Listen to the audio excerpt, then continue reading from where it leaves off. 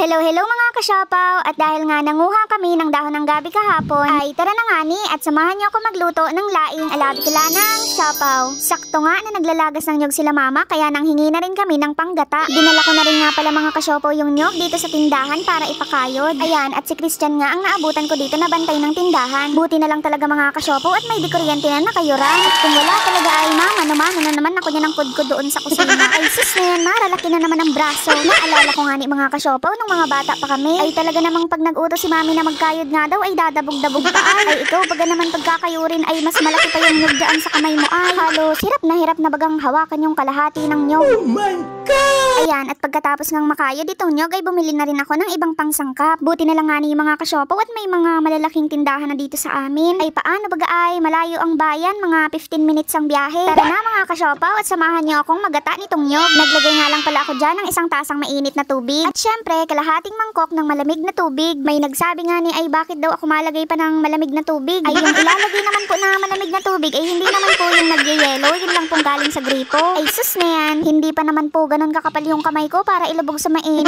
Grabe kayo. Ay bakit baga maiyak na yan ay maluto pa kami. Kaya nga pala naisipan magluto ng gabi ay dahil naggaraganda naman ang panahon. Tingnan nyo naman dyan yung kinuha naming dahon ng gabi at madalawang araw na ay hindi matuyo-tuyo at ulan ng ulan. Naghiwa na rin nga pala ako dyan ng sibuyas, ng bawang at ng luya. Gusto ko nga dito sa dahon ng gabi mga kasyapaw ay yung sobrang bilad na bilad sa araw. Naalala ko kasi dati mga kasyapaw, high school pa lang siguro ako doon ay talagang nagluluto na ako ng mga gulay-gulay. Ay kaso lang nga ni ang problema sa akin kapag ako ang naluto ng gabi ay talaga namang durog na durog kakahalo ko. Ay bakit baga naman kasi halo ka ng halo? Ay syempre nga ni, kailangan haluin at para pantay baga ang lasa. Kunwari baga ay kapag maglalagay ka ng asin, eh di syempre dapat inaabot yung nagkukulong gata at para matunaw-tunaw naman. At baka naman pag ahon nung niluluto ay buo-buo pa yung asin. Ay sus na yan. Ito na nga pala mga kasyapaw yung mga gagamitin natin sa pagluto. Meron tayo dyang sibuyas, bawang, luya at seasoning, paminta at sili na green, sardinas, gata ng nyog, at syempre ang dahon ng gabi. Dito nga pala ako ngayon magluluto sa bakal na pugon mga kasyapaw. Ay paano baga kasi wala pang naiipon na panggatong. Hintayin ko sigurong ipabaklas ni Tita Nining yung kubo niya. Ay sus na yan. Beke naman tita. Yung mga gabok na dyan na pwedeng panggatong ay akin na lang. Tara na mga kasyapaw at umpisahan na natin ang pagluto. Kinuha ko na rin nga pala itong kawa at dahil nga ni masisira na rin yung bilao at pinagang paypay ko baga dyan ay kinuha ko na rin itong abaniko ni mami. Nung mainit na rin nga yung kawa ay tinawag ko na dyan si daddy. Sabi ko nga ni ay tulungan ako magluto para hindi durog na durog yung gabi. Inilagay na rin nga dyan yung pangalawang gata at syempre tumulong na rin si Andeng na maglagay nitong mga sangkap. Hiniwa na rin nga pala niya yung ibang sili na green. Talaga namang mapapasarap na naman ang kain nito mamaya. Yung dahon ng gabi nga pala mga kasyapaw ay hindi na namin binili. Kinuha lang namin yan ni Nicole dito sa gilid ng bahay. Tinapa nga sana ang bangot niya ay kaso ay wala sa tindahan kaya sardinas na lang daw. Naglagay na rin nga pala ako dyan ng pinch of salt to taste. Bakit baga na-English pa? Ay sus na yan. At dahil kulo na rin nga ang gata ay inilagay na ni Andeng itong mga dahon ng gabi. Tingnan nyo naman mga kasyapaw at pagkagaraganda naman talagang magluto dito sa labas ng bahay. Buti na lang at malakas rin ang hangin, hindi na mahihirapan magpaypay doon sa pugon. Sabi nga ni Daddy ay baliktarin na rin daw itong gabi at nang maluto naman yung nasa ibabaw. Pagkabaliktad ko nga niyan ay tinakpan ko na rin. Abay talaga namang tuyong-tuyo na nga ang gata ay lalagyan pa ng takip. Mas masarap nga daw ito kapag susunog-sunogin ng kaunti. O tingnan nyo naman mga kasyapaw at pagkasarap-sarap na yan. Pero saglit lang at hindi pa tayo tapos. Tara na at ilagay na natin itong liputok. Naalala ko pa nga ni dati kapag pinapakuha kami ng dahon ng gabi ay talaga namang isinasama pa namin pagkuha yung kulay violet ng tangkay. Medyo makati pala yun sa dila mga kasyapaw. Ay sus na yan, hindi na mga ulit. Medyo patuyo-tuyuin nga lang natin itong gata at okay na yan. Nagdagdag na rin nga pala ako ng sili dyan. Mga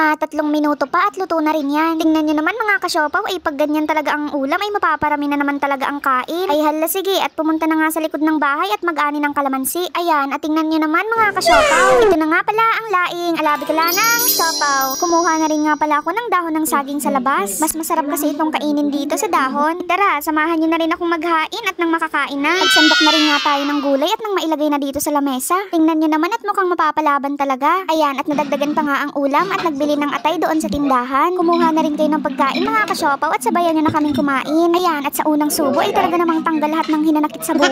Ay sus na yan. Ayan nga ni, at habang nasa kalagitnaan ng pagkain ay may dumating pang ulam. Ay talaga namang mapapa-more blessings to come pa sa inyo at sa amin. Salamat nga pala dito sa sinabawan, Mama. At syempre, hindi naman pwede na wala tayong ibibigay. At dahil may sobra pa naman na gulay, ay tara na nga ni at magpadala doon sa kabilang bahay. Sa Bembem na nga ang pinaghatid ko doon. Bago ko nga pala makalimutan ay mag-shoutout na muna tayo. Shoutout nga pala kay Kuya DRB Quiñones na taga Sorsogon. Lagi daw kasi siyang nanonood ng mga videos ko. Halos lahat na nga daw ay napanood niya. Shoutout rin nga pala kila Tita Tess De Leon na nasa Tugigaraw. Maraming salamat po sa pag-share ng mga videos ko. At syempre, shoutout rin kila Tita Elsa Ifondo Hardin ng Las Vegas Compound Daet. Nag-request nga si Tita na Bicol Express naman daw ang lutuin ko. Sana po ay huwag kayong magsasawang manood. Hanggang dito na lang mga ka-siopaw. Bye-bye!